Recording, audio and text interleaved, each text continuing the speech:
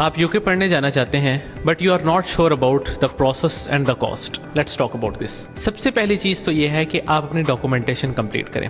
आपके डॉक्यूमेंटेशन में क्या चीज आती है? आपका पासपोर्ट आता है। कुछ यूनिवर्सिटीज बगैर पासपोर्ट के भी आपकी एप्लीकेशन एक्सेप्ट कर लेती हैं, but it's better to have a passport beforehand. फिर इसके अलावा आपको एक सीवी चाहिए, 2 रिकमेंडेशन लेटर्स चाहिए जो कि आपके कॉलेज या फिर आपकी लास्ट यूनिवर्सिटी जहां से आपने पढ़ा है वहां के टीचर से आपको मिल जाएंगे। आपको आपके एजुकेशनल डॉक्यूमेंट्स चाहिए, डिग्रीज प्लस ट्रांसक्रिप्ट्स दोनों, मैट्रिकुलेशन, इंटरमीडिएट, बैचलर्स और मास्टर्स जहां तक भी आपकी स्टडीज है और जिस अगली डिग्री में आप जाना चाह रहे हैं उसके लिहाज से। और इसके अलावा आपको अगर आपका स्टडी गैप है, यानी फर्ज करें आपने 2017 के अंदर डिग्री कंप्लीट की है, 2024 के अंदर अप्लाई करना चाह रहे हैं, तो यू हैव अ गैप, तो आपको गैप की जस्टिफिकेशन चाहिए जिसमें एक्सपीरियंस लेटर आ सकता है, या अगर कोई और जस्टिफिकेशन है, मेडिकली कोई रीजन है जिसकी वजह से आप नहीं पढ़ सके या कोई और वजह है, तो वो आप उसको जस्टिफाई करें। तो ये वो चीजें हैं जो आपको एप्लीकेशन के लिए चाहिए: passport, CV, 2 recommendation letters, all education documents, और आपको एक्सपीरियंस लेटर भी चाहिए इन केस ऑफ गैप। एक चीज और है, उसको आपने पैरेलल लेकर चलना है अपनी एप्लीकेशन के। एक तरफ आप अपनी एप्लीकेशन पुट कर दें यूनिवर्सिटीज के अंदर।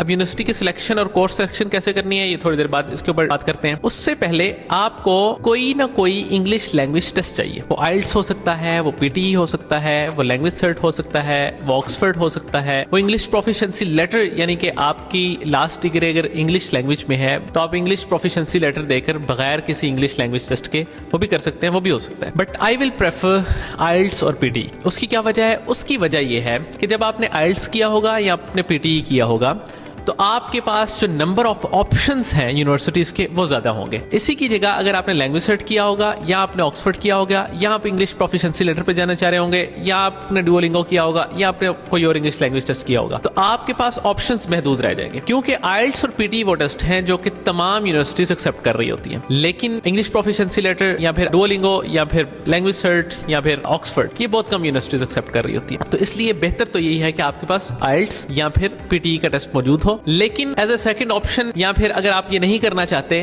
तो आपके पास ऑप्शंस बहरहाल मौजूद हैं कि आप लैंग्वेज सर्च करके या इंग्लिश प्रोफिशिएंसी लेटर पे या ऑक्सफोर्ड करके जा सकते हैं। तो पहली चीज आपने ये की कि डॉक्यूमेंटेशन कंप्लीट करने के बाद एप्लीकेशन आपने कर दी, और एप्लीकेशन करने के साथ साथ आपने आइल्ट्स या पीटीई की प्रिपरेशन स्टार्ट कर देनी है। ऑलमोस्ट 1 मंथ या 2 मंथ या 1.5 मंथ लगते हैं आपको प्रिपरेशन करने के अंदर। अगर आप अच्छे अंदाज के अंदर बिल्कुल फोकस करके प्रिपरेशन करें तो ऑलमोस्ट इतने टाइम में कर लेते हैं। और कुछ स्टूडेंट तो ऐसे भी होते हैं कि जो 1 वीक या 2 वीक के अंदर अपनी प्रिपरेशन कंप्लीट कर लेते हैं और उसके बाद टेस्ट में अपीयर हो जाते हैं। तो आप टेस्ट बुकिंग करवा लें। टेस्ट बुकिंग करवाने के साथ आपको कम से कम एक गोल मिल जाएगा, एक डेडलाइन मिल जाएगी कि फलां तारीख को मेरा टेस्ट है, 1 महीने बाद या 1.5 महीने बाद या 2 महीने बाद। तो आपकी प्रिपरेशन जरा बेहतर हो जाएगी, क्योंकि डेडलाइन के साथ जरा इंसान जरा अच्छी प्रिपरेशन करना लग पड़ता है। जब तक डेडलाइन नहीं होती तो बंदा थोड़ा सा डगमगाया रहता है। और दूसरी चीज ये कि आपने एप्लीकेशन कर देनी है यूनिवर्सिटीज के अंदर। इन दोनों चीजों को आपने पैरेलल लेकर चलना है। अच्छा, जितनी देर के अंदर आपका इंग्लिश लैंग्वेज का टेस्ट कंप्लीट होगा, उसका रिजल्ट आएगा, इतनी देर में आपने जिस यूनिवर्सिटी के अंदर एप्लीकेशन की होगी उधर से ऑफर लेटर्स भी आना शुरू हो जाएंगे। आपको एडमिशंस या आपका कंफर्म हो जाएगा या रिजेक्ट हो जाएगा। अमूमन यही होता है कि अगर आपकी प्रोफाइल अच्छी है तो एडमिशन हो जाता है। अच्छा, प्रोफाइल की असेसमेंट, ये भी एक टॉपिक है, इसके ऊपर भी थोड़ी सी बात कर लेते हैं। तो ये दोनों चीजें आपने इकट्ठे चलानी है। अब आ जाते हैं, क्या आप एलिजिबल थे उन जगहों पर जहां पे आप अप्लाई कर रहे हैं? तो ये कोर्स सिलेक्शन या यूनिवर्सिटी सिलेक्शन या प्रोफाइल असेसमेंट, इसके ऊपर थोड़ी सी बात करते हैं। अब आपने करना क्या है? अगर तो आपने इंटरमीडिएट किया हुआ है, 12 ईयर्स एजुकेशन आपकी कंप्लीट है पाकिस्तान से, और आपकी इसमें 60% है एटलीस्ट, तो कुछ यूनिवर्सिटीज ऐसी हैं जो कि आपको 60% के ऊपर, अगर आपने इंटरमीडिएट कंप्लीट किया हुआ 1-2 साल से ज्यादा गैप नहीं है, तो एक्सेप्ट कर लेती है। ज्यादातर यूनिवर्सिटीज वो हैं जो आपको 70% एटलीस्ट मांगती हैं फॉर योर एलिजिबिलिटी, और कुछ ऐसी भी हैं जो 75% या 80%। एलिजिबिलिटी क्राइटेरिया ही उनका ये है कि आपके कम से कम इतनी परसेंटेज हो तो हम आपको एलिजिबल समझते हैं और हम आपको बैचलर्स के अंदर एडमिशन देंगे। अच्छा, कुछ यूनिवर्सिटीज ऐसी हैं जो आपको 12 ईयर एजुकेशन की बुनियाद के ऊपर, चाहे आपकी परसेंटेज 90% भी हो, तो वो एक्सेप्ट नहीं करती, क्योंकि उनका एलिजिबिलिटी क्राइटेरिया ये है कि आपकी पाकिस्तान से 14 ईयर एजुकेशन कंप्लीट हो, उसके बाद हम आपको बैचलर्स के लिए एनरोल करेंगे। लेकिन इनकी तादाद थोड़ी है। अब अगर आपके पास ये है तो फिर आपने अपनी बैचलर्स के लिए कोर्स सिलेक्शन करनी है और यूनिवर्सिटी सिलेक्शन करनी है। अगर आपके पास 14 ईयर एजुकेशन है तो बहुत सी यूनिवर्सिटीज, और ज्यादा गैप नहीं है, 1-2 साल से ज्यादा गैप नहीं है, 3 साल तक अमूमन गैप एक्सेप्ट हो जाता है 14 ईयर एजुकेशन के बाद, और उसमें परसेंटेज एटलीस्ट आपकी 50 हो। बेहतर यह है कि 55% या 60% हो। तो आपके लिए ऑप्शंस ये हैं कि आप बैचलर्स में एडमिशन ले सकते हैं यूके के अंदर, जो कि 3 इयर्स बैचलर्स है। और अगर आपकी इसमें परसेंटेज अच्छी है, 60% है, 65% है और या 70% है, तो फिर ये भी चांसेस मौजूद हैं कि आपको टॉप अप ईयर में एडमिशन मिल जाए। लेकिन टॉप अप ईयर में एडमिशन लेने के लिए ज़रूरी है कि आपकी परसेंटेज भी अच्छी हो और जो अपने मॉड्यूल्स पढ़े हैं अपनी 14 ईयर एजुकेशन के अंदर, जो 2 इयर्स बैचलर्स होता है उसके अंदर, वो रिलेट कर रहे हों, रेलिवेंट हो उन मॉड्यूल से जिस कोर्स में आप जा रहे हैं। अगर तो वो रेलिवेंट होंगे तो फिर तो आपके क्रेडिट और ट्रांसफर हो जाएंगे और आपको टॉप अप में एडमिशन मिल जाएगा। वो बैचलर्स के सेकंड ईयर में भी हो सकता है या थर्ड ईयर में भी हो सकता है। लेकिन अगर आपके मॉड्यूल्स रेलिवेंट नहीं हैं, यानी कि फर्ज करें आपने एडीपी आर्ट्स किया है या आपने बीए किया है, तो ये ज़्यादातर चांस ही हैं कि आपके मॉड्यूल रिलेट नहीं कर रहे होंगे उस डिग्री के साथ जो कि आप बैचलर्स की करने जा रहे हैं, तो आपके क्रेडिट आवर्स ट्रांसफर नहीं होंगे और फिर आपको बैचलर्स के फर्स्ट ईयर में ही एडमिशन लेना पड़ेगा। तो अगली चीज़ क्या है, आपने 16 ईयर एजुकेशन कंप्लीट की हुई है, आपने बैचलर्स 4 इयर्स किया है और आपकी 16 ईयर एजुकेशन कंप्लीट है पाकिस्तान से, या फिर आपने 2 years masters plus 2 years bachelors किया हुआ है। अब अगर तो आपने 16 ईयर एजुकेशन कंप्लीट की हुई है, यानी कि आपका 4 ईयर बैचलर्स है आफ्टर द इंटरमीडिएट, तो फिर तो सिंपल है कि आपकी परसेंटेज या आपका सीजीपीए 2.0 से भी ऊपर हो तो कुछ यूनिवर्सिटीज वैसे एक्सेप्ट कर लेती हैं। वैसे आइडियल ये होता है कि 2.6 से ऊपर हो, क्योंकि ज़्यादातर यूनिवर्सिटीज 2.6 से ऊपर आपका अगर सीजीपीए हो तो एक्सेप्ट करती हैं। लेकिन कुछ यूनिवर्सिटीज़ बाहर ऐसे मिल जाती हैं कि अगर आपका सीजीपीए 2.0 हो और आपकी परसेंटेज जो है वो 60 से ऊपर हो तो एक्सेप्ट कर लेती है। कुछ यूनिवर्सिटीज़ 50 से परसेंटेज पर हो तब भी एक्सेप्ट कर लेती है। तो आपका सीजीपीए और आपका परसेंटेज यहाँ पे भी मैटर कर रही है। अच्छा, उसके बाद अगर आपका 2 इयर्स बैचलर्स और 2 इयर्स मास्टर्स है, अच्छा ये है कि दोनों में 60 प्लस परसेंटेजेस हो। यानी अगर आपका 2 इयर्स मास्टर्स है, 2 इयर्स बैचलर्स है और उनमें अगर परसेंटेजेस 60% से कम है दोनों में या किसी एक में, तो बहुत सी यूनिवर्सिटीज़ आपके लिए प्रॉब्लम बनाएंगी और आपको एडमिशन नहीं देंगी। लेकिन बहरहाल इस सूरत हाल में भी कुछ यूनिवर्सिटीज़ ऐसी हैं जो कि आपको एडमिशन दे देती हैं। अब आपके जहन में सवाल पैदा हो रहा होगा कि वो कुछ यूनिवर्सिटीज़ कौन सी हैं, उनके बारे में मैं बता दूंगा, लेकिन अभी डिस्कशन को हम यहीं पे रखते हैं। आपने अपनी प्रोफाइल असेसमेंट कर ली, आपको आइडिया हो गया कि मेरे पास ये ऑप्शंस हैं मेरी परसेंटेज या मेरे सीजीपीए के मुताबिक और मेरी क्वालिफिकेशंस के मुताबिक।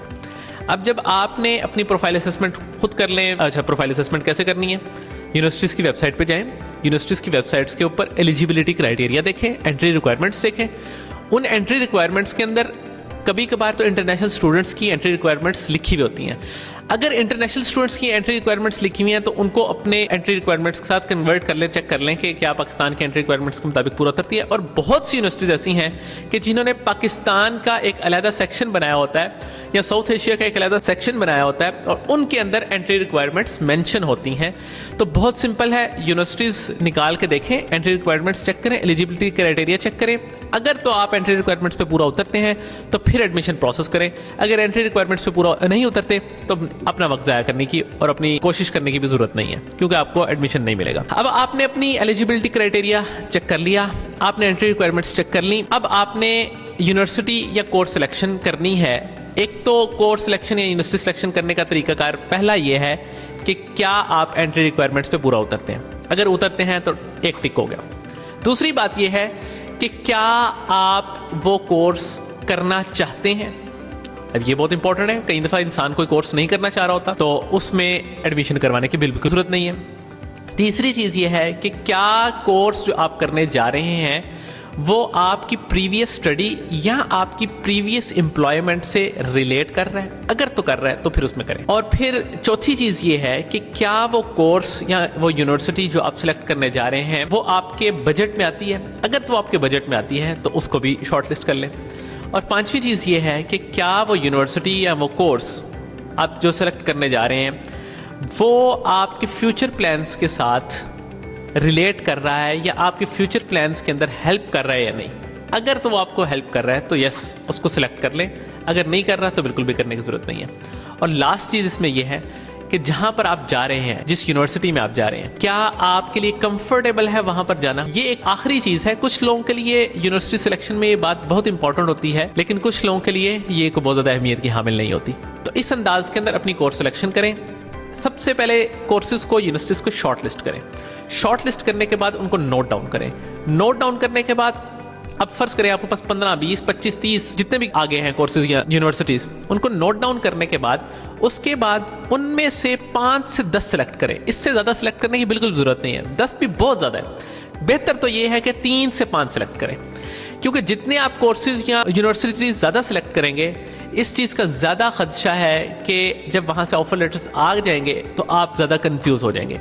तो जो कन्फ्यूजन आपको बाद में होनी है और फिर आपको समझ नहीं आ रही होनी क्योंकि मैं किसी यूनिवर्सिटी की डेडलाइन आई हुई होनी है, किसी यूनिवर्सिटी ने आपको बार बार परसू कर रहा होना है, तो उस वक्त जो कन्फ्यूजन होनी है उससे बचने के लिए बेहतर है ये है कि आप पहले ही 3 से 5 ऑप्शंस शॉर्टलिस्ट करें और उन्हीं के अंदर अप्लाई करवाएं। जब उनके अंदर आपकी एप्लीकेशन हो जाएगी, एप्लीकेशन करना भी बहुत इजी है। इसका तरीकाकार ये भी है कि आप यूनिवर्सिटी की वेबसाइट के ऊपर जाएं और अप्लाई कर लें, और इसका तरीकाकार ये भी है कि आप किसी भी रिलायबल कंसल्टेंट से रब्ता करें और उनको अपनी डॉक्यूमेंट्स शेयर करें और वो आपके बिहाफ के ऊपर एप्लीकेशन कर देंगे। अब आपकी एप्लीकेशन हो गई और इसके साथ आप इंग्लिश लैंग्वेज का टेस्ट प्रिपेयर कर रहे हैं, ठीक है। जितनी देर में आपके इंग्लिश लैंग्वेज का रिजल्ट आएगा उतनी देर में आपकी यूनिवर्सिटी से कोई ना कोई फीडबैक आ चुका होगा, यहाँ आपको उन्होंने ऑफर लेटर दे दिया होगा या फिर उन्होंने आपकी एप्लीकेशन रिजेक्ट कर दी होगी। ये चीज़ समझ आ गई कि भाई मुझे यूनिवर्सिटी मेरी ये अब सेलेक्ट हो चुकी है।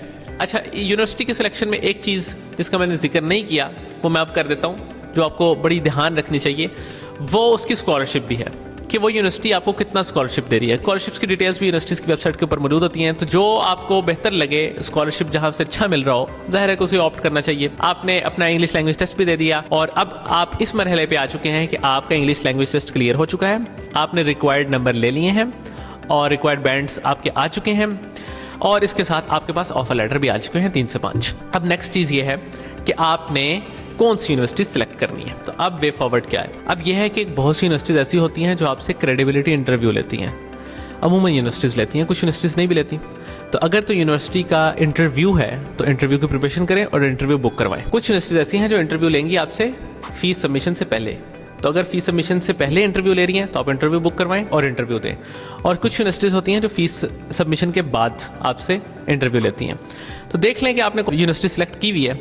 अगर तो आपका अब इंटरव्यू है बिफोर फीस सबमिशन तो फिर आप इंटरव्यू दें, और अगर आपकी सबमिशन की बारी है फीस सबमिशन की तो फिर आप फीस सबमिट करें। अब वो जो 3 से 5 ऑप्शंस आपने सेलेक्ट किए थे, उनमें से फर्ज करें 3 ऑफर लेटर्स आपके पास मौजूद हैं, तो उनमें से जो सबसे आपको बेहतर लगे आपकी प्रेफरेंसेस के मुताबिक उसके अंदर आप फीस सबमिट करवाएं। फीस सबमिट करवाने में देर ना करें। जितनी आप ज़्यादा देर करेंगे, यूके की यूनिवर्सिटीज़ का अमूमी रूल ये है कि फर्स्ट कम फर्स्ट सर्व। तो अगर तो आपके कोर्स के अंदर ऑलरेडी सीट्स कंप्लीट हो चुकी हों, ऑफर लेटर विड्रॉ कर देंगे या आपको फैसिलिटेट नहीं करेंगे। तो इसलिए बेहतर यह है कि जल्दी से जल्दी ये डिसीजन लेके आप फीस सबमिट कर दें। आपने फीस सबमिट कर दी। फीस सबमिट करने का तरीकाकार क्या है? फीस सबमिट करने का तरीकाकार 2-3 हो सकते हैं। एक ये है कि आप अपने बैंक अकाउंट से या अपने वालिदैन के बैंक अकाउंट में से पाकिस्तान से फीस ट्रांसफर करें यूनिवर्सिटी के बैंक अकाउंट में। दूसरा तरीकाकार ये है कि आप यूके में से किसी भी रिलेटिव से या किसी दोस्त के बैंक अकाउंट से आप फीस ट्रांसफर कर दें यूनिवर्सिटी के अकाउंट के अंदर। और तीसरा तरीकाकार ये है कि बहुत सी यहाँ पे मनी एक्सचेंज की, वेस्टर्न यूनियन टाइप कंपनीज होती हैं, आप उनकी फैसिलिटेशन लेते हुए आप अपनी फीस सबमिट कर दें यूनिवर्सिटी के अकाउंट में। फीस चली गई। फीस जाने के बाद यूनिवर्सिटी आपसे, अगर उन्होंने क्रेडिबिलिटी इंटरव्यू लेना हो तो वो क्रेडिबिलिटी इंटरव्यू लेंगे, वरना तो वो आपके कैश के प्रोसेस पर चल जाएंगे। कैश के प्रोसेस में आपको कुछ डॉक्यूमेंटेशन चाहिए होती है। नंबर 1 टीबी टेस्ट चाहिए होता है। नंबर 2 बैंक स्टेटमेंट चाहिए होती है। कुछ यूनिवर्सिटीज़, खसूसन रसल ग्रुप की यूनिवर्सिटीज़, ना ही आपसे बैंक स्टेटमेंट डिमांड करेंगी बिफोर इशूइंग द कैश और ना ही आपसे इंटरव्यू लेंगी। जो बाकी यूनिवर्सिटीज़ हैं वो अमूमन आपसे कैश के लिए टीबी टेस्ट भी डिमांड करेंगी और आपसे इंटरव्यू भी लेंगी। अमूमन कैश शील्ड आ जाती है, कैश शील्ड पे आपने डॉक्यूमेंट्स कंप्लीट करने होते हैं। अगर तो आपकी रसल ग्रुप की यूनिवर्सिटी है तो फिर तो आपको प्रॉब्लम नहीं है, आप जैसे ही फीस सबमिट करवाएंगे तो आपका कैश आ जाएगा। और अगर आप फुली फंडेड स्कॉलरशिप के ऊपर हैं तो जैसे ही आप अपना इंटरव्यू क्लियर करेंगे या आपकी जो भी डॉक्यूमेंटेशन होगी आप वो क्लियर करेंगे तो आपका कैश आ जाएगा। और अगर आप हैं किसी और यूनिवर्सिटी के अंदर जो कि रसल ग्रुप पे फॉल नहीं करती तो फिर आपको कैश शील्ड कंप्लीट करनी पड़ेगी, अपने कैश के डॉक्यूमेंट्स यूनिवर्सिटी को सबमिट करवाने पड़ेंगे, जो कि टीबी टेस्ट और बैंक स्टेटमेंट होते हैं। अब टीबी टेस्ट कैसे करवाना है? पाकिस्तान में कुछ इंस्टीट्यूट्स हैं जहाँ से आप वो टीबी टेस्ट करवा सकते हैं। मेडिकल सेंटर्स हैं, कुछ अजीज़ मेडिकल सेंटर है, IUM है, डॉक्टर अरशद हेल्थ एसोसिएट्स के नाम से एक सेंटर है। तो ये सारे सेंटर हैं जहाँ से आप अपना टीबी टेस्ट करवा सकते हैं। आप अपना टीबी टेस्ट करवाएं, यूनिवर्सिटी को प्रोवाइड करें। दूसरे नंबर पे आपने अपने बैंक स्टेटमेंट प्रोवाइड करनी है।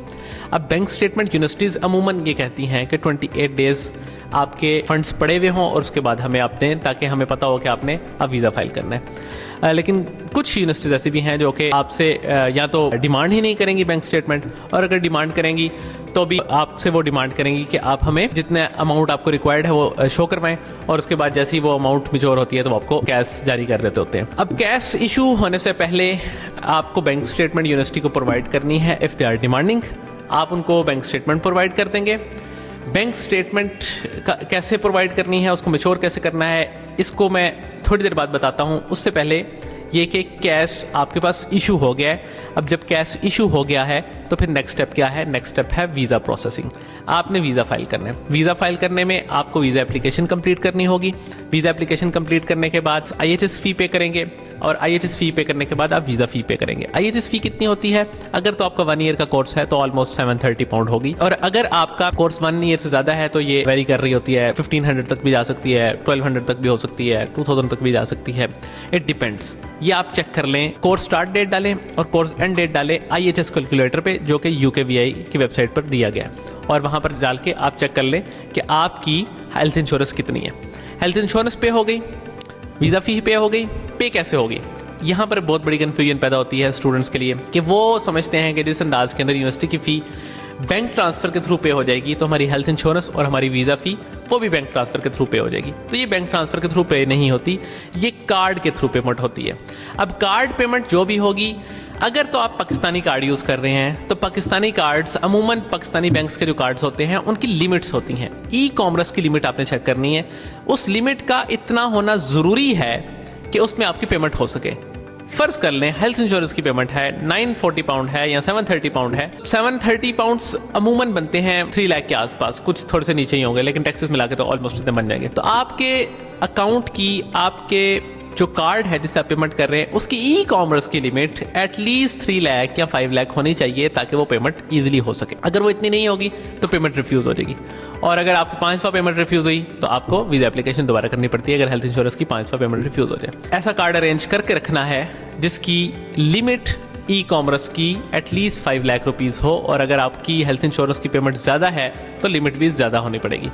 अगर आप किसी और कार्ड से, यानी कि UK के कार्ड से या USA के कार्ड से या किसी मिडिल ईस्टर्न कंट्री के कार्ड से आप पेमेंट करना चाहते हैं तो उनकी लिमिट्स अमूमन ज़्यादा होती हैं, इसलिए आप वहाँ से ईजिली पेमेंट कर सकते हैं। आपकी पेमेंट्स हो चुकी हैं, उसके बाद आपने बायोमेट्रिक्स के लिए डेट लेनी होती है। आप दुनिया के जिस भी मुल्क में मौजूद हैं, फ़र्ज़ करें अगर आप पाकिस्तानी हैं, पाकिस्तानी सिटीज़न हैं और दुनिया के किसी भी मुल्क के अंदर मौजूद हैं, तो आपको VFS की अपॉइंटमेंट लेनी है। सऊदी अरब में है तो सऊदी अरब में VFS का सेंटर है, दुबई में भी है, अबू धाबी में भी है, और उसके बाद अगर मिडिल ईस्ट की बाकी कंट्रीज़ में भी, सब में ही ऑलमोस्ट मिल जाता है। तो आप अगर इन कंट्रीज़ में हैं तो वहाँ से अपॉइंटमेंट ले लें, आप पाकिस्तान में हैं तो पाकिस्तान से अपॉइंटमेंट ले लें। नेक्स्ट चीज़ है बैंक स्टेटमेंट मैच्योर कैसे करनी है, या बैंक स्टेटमेंट कितनी रखनी है। बैंक स्टेटमेंट के वाले से वैसे मैं पहले भी बात कर चुका हूँ, लेकिन दोबारा कर देता हूँ कि आपने रिक्वायर्ड अमाउंट अपने अकाउंट के अंदर या अपने वालिदैन में से किसी के अकाउंट के अंदर 28 डेज के लिए रखने होते हैं, और उसके बाद वीज़ा अप्लाई करना होता है। और जब तक वीज़ा ना आ जाए उस पेमेंट को आपने उसको ज़्यादा कम नहीं करना होता। आपको कैसे पता लगेगी कि कितनी है रिक्वायर्ड पेमेंट? तो उसका तरीकाकार ये है कि जितनी आपकी फ़ी है यूनिवर्सिटी की, उसमें से जितनी आपने पे कर दी है वो माइनस कर दें, जितनी रिमेनिंग फ़ी है वो आपने शो करवाने हैं, और जितने आपके लिविंग एक्सपेंस है वो भी शो करवाने हैं। अगर तो आप लंदन में जा रहे हैं तो इस वक्त लंदन के लिविंग एक्सपेंस ऑलमोस्ट 12,006 पाउंड्स है, और अगर आप लंदन से आउटसाइड किसी भी सिटी में जा रहे हैं या आप यूनिवर्सिटी किसी भी लंदन से बाहर किसी भी सिटी के अंदर है तो फिर आपके लिविंग एक्सपेंस होंगे 9,207 पाउंड्स। इस हिसाब से आपने अपनी बैंक स्टेटमेंट के अंदर पैसे रखने हैं। अब जाहिर है कि हम पाउंड के अंदर तो रख नहीं सकते, हमें रुपीज़ के अंदर रखने पड़ेंगे। तो अगर हम रुपीज़ के अंदर रख रहे हैं तो हमने उनको कन्वर्ट करना है पाउंड से रुपीज़ में, और कम अज़ कम भी 30, 40, 50 रुपए का डिफरेंस रखना है पर पाउंड के हिसाब से। तो अगर आपको बैंक स्टेटमेंट रिक्वायर्ड है, फर्ज करें 60 लाख, तो मेरा मशवरा ये है कि आप 65 लाख तक रखें, ताकि जो भी एक्सचेंज रेट हो अगर वो ऊपर नीचे भी हो जाए तो आपने जो बैंक स्टेटमेंट रखी हुई है वो डिस्टर्ब ना हो। यानी कि अगर तो आपके वो 28 डेज गुजरने से पहले पैसे रिक्वायर्ड अमाउंट जितनी थी वो कम हो गई और फिर दोबारा से आपने उसमें मजीद पैसे ऐड किए तो आपके दिन 0 से काउंट होंगे और दोबारा से आपको 28 डेज तक काउंटिंग करनी पड़ेगी और उसके बाद फिर वीज़ा फाइल करना होगा। तो इसलिए पहले ही पैसे आप ज़्यादा रखें ताकि इस सूरत हाल से आपको ना गुजरना पड़े। अब आपने पैसे रख लिए, 28 डेज गुजर गए, वीज़ा फाइल कर दिया, उसके बाद जब तक आपका वीज़ा नहीं आ जाता तब तक वो पैसे आपने उस अकाउंट में रखने हैं। और उसके बाद फिर ये होगा कि अब वीज़ा कितनी देर में आएगा। वीज़ा कितनी देर में आता है, जो स्टैंडर्ड प्रोसेसिंग टाइम है यूके वीआई का वो है 21 वर्किंग डेज। और अगर आप प्रायोरिटी सर्विस लेते हैं जो कि 500 पाउंड्स आपको देकर लेनी पड़ती है, तो उसमें आपका 7 to 10 वर्किंग डेज के अंदर वीज़ा आ जाता है। आपका वीज़ा आ गया, आपके हाथ में जब वीज़ा आ जाए तो फिर उसके बाद आप टिकट करवाएं और आप यूके चल जाएं। तो ये है यूके का सारा स्टडी वीज़ा प्रोसेस जो कि मैंने आपको शुरू से लेकर आखिर तक बताया है। अगर आपके कोई क्वेश्चंस हैं तो कमेंट सेक्शन में मुझे बताएं, I will answer it. Thank you so much.